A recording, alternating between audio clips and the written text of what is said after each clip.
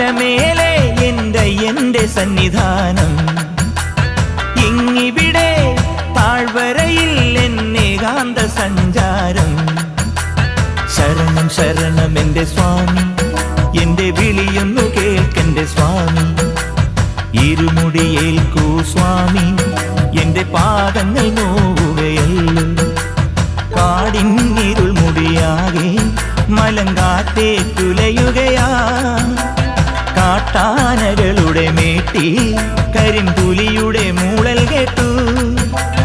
തുണയിവിടാരുമില്ല ആരുമില്ലൻ പൊന്നയ്യപ്പനേ.